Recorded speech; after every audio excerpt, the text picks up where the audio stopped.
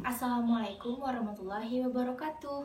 Halo teman-teman, perkenalkan nama saya Hazika Lutica, NIM 1801095. Saya merupakan mahasiswi Sekolah Tinggi Ilmu Farmasi Riau bimbingan Bapak Apoteker Hairul Fadli MSI. Pada hari ini saya akan membuat sebuah video mengenai kolom kromatografi gravitasi. Selamat menyaksikan. Baiklah, kolom kromatografi gravitasi itu merupakan bagian dari kolom kromatografi, yang mana kolom kromatografi ini merupakan suatu pemisahan dua atau lebih senyawa dalam campuran untuk pemurnian dan identifikasi suatu senyawa. Kolom kromatografi terbagi menjadi 4. Yang pertama, kromatografi kolom gravitasi. Yang kedua, flash kolom. Yang ketiga, VLC kolom. Dan yang keempat, kolom dengan tekanan. Kromatografi gravitasi merupakan suatu metode kromatografi kolom dengan pemisahan senyawa yang mana fase geraknya itu mengalir dengan gaya tarik gravitasi bumi. Berikut adalah contoh alat kolom kromatografi gravitasi. Pada bagian yang paling atas adalah fase gerak, kemudian diikuti dengan sampel, selanjutnya fase diam berupa silika, dan yang terakhir adalah wadah penampungnya. Fase gerak yang biasanya digunakan pada kolom kromatografi gravitasi ini adalah pelarut-pelarut organik seperti N-heksana, etil asetat, metanol, aseton, kloroforum, dan lain-lain.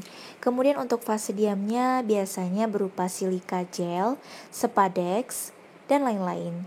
Dan untuk contoh wadah penampung yang digunakan pada kolom kromatografi gravitasi ini biasanya yang paling umum adalah vial.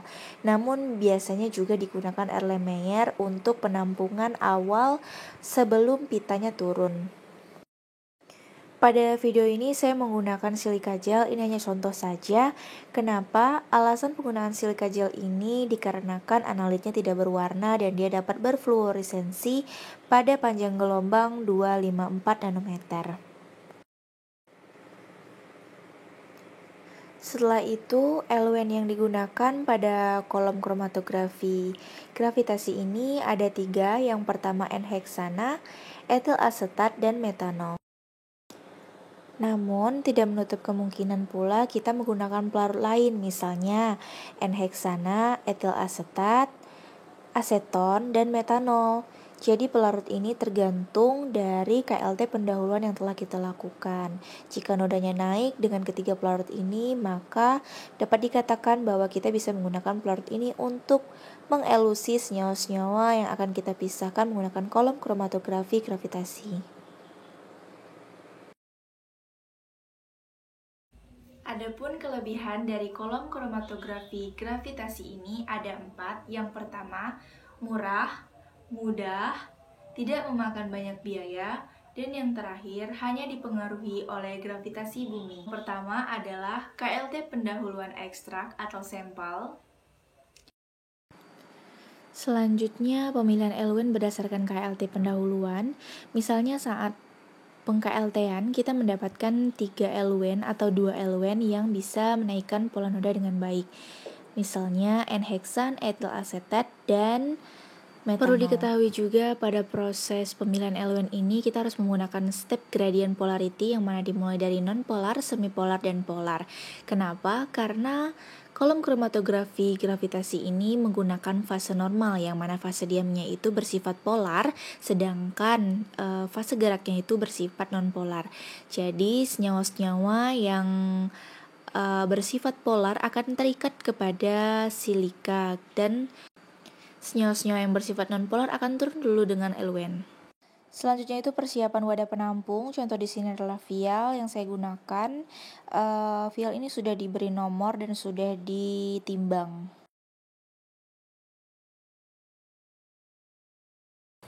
Oke, tahap selanjutnya itu adalah packing kolom. Nah, ini dimulai dari kita persiapan statifnya dulu untuk menegakkan kolom kromatografi gravitasinya. Dan jangan lupa setelah kolomnya dicuci, kita bilas dengan N-heksana karena kita menggunakan step gradient polarity, yaitu dari kepolaran tingkat non-polar dulu, jadi N-heksan yang saya gunakan. Nah, setelah statif dan kolomnya sudah tegak, kita bikin bubur silikanya dengan mencampurkan N-heksan dan silika gel seperti ini.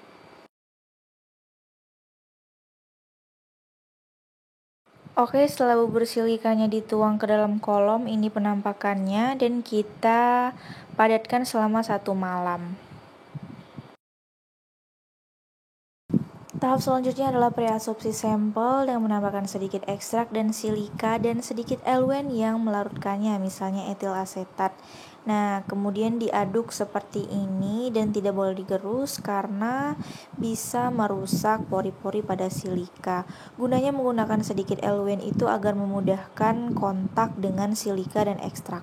Kemudian setelah diaduk seperti ini, pastikan sampel yang sudah tercampur dengan silika ini benar-benar kering, tidak ada residu pelarut yang mengganggu pada proses isolasi nanti. Setelah menjadi serbuk yang halus dan kering, sampel tadi kita tuang di atas kolom kromatografi secara perlahan tanpa merusak silika yang sudah padat sebelumnya, seperti di video ini.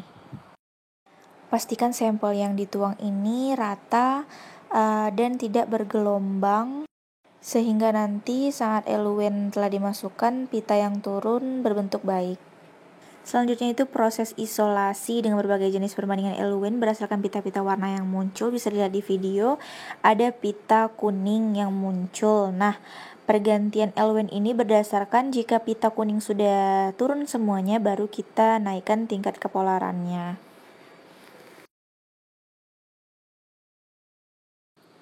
Isolat yang turun dari kolom ini ditampung di dalam vial sesuai dengan perbandingan eluen masing-masing. Selanjutnya di KLT dan digabungkan berdasarkan pola noda yang sama. Ini ada contohnya, bisa teman-teman lihat di video.